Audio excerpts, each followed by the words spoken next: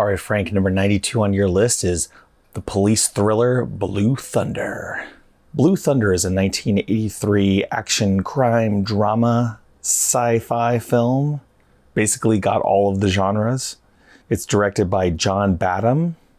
It stars Roy Scheider, Warren Oates, Candy Clark, Daniel Stern, Malcolm McDowell, and more.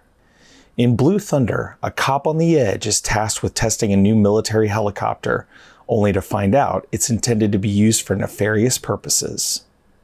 Your thoughts on Blue Thunder are? A helicopter cop movie starring Chief Brody and Marv from Home Alone. Why haven't you seen this, son? I gotta be honest with you, I never even knew this movie existed until you put it on the list. I was not aware of Blue Thunder at all, which is weird because, as I mentioned in the Walker video, at the end of the Walker video, I actually had a hand-me-down Blue Thunder helicopter when I was a kid. My brother had it as a toy, and when he was not interested in playing with it anymore, it got handed down to me. And I remember, sitting there, flying it, holding it by the, I don't know what it's called on the helicopter, but by the back, tail of it or whatever. And it had the Gatling gun on the front that articulated up and down, and, sitting there spinning the blades and, doing that, but never knowing that it was actually, tied into a movie. So it was really wild watching this when they first show the helicopter, and I was sitting there going why do I recognize that helicopter? That helicopter looks so familiar. What is that?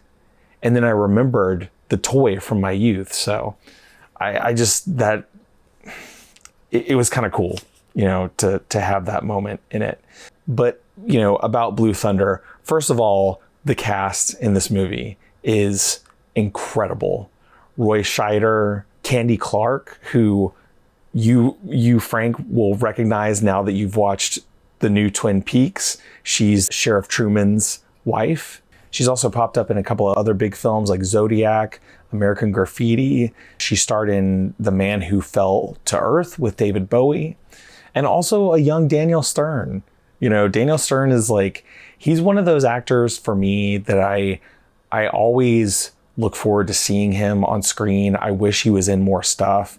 I personally think he's great. I remember, kind of growing up on him in a way because he was the narrator for the Wonder Years. And then, he was obviously in the Home Alone movies and a lot of other stuff. So every time I see Daniel Stern, I'm always, kind of excited. I think that's cool. And then Warren Oates. And oddly enough, Blue Thunder was actually, I think, the second to last film that Warren Oates did.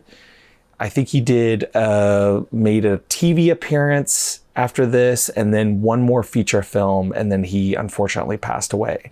So yeah, Warren Oates is, he's always great in everything. So yeah, the cast in this is just phenomenal, including Malcolm McDowell, who is just an absolutely epic a-hole in this film.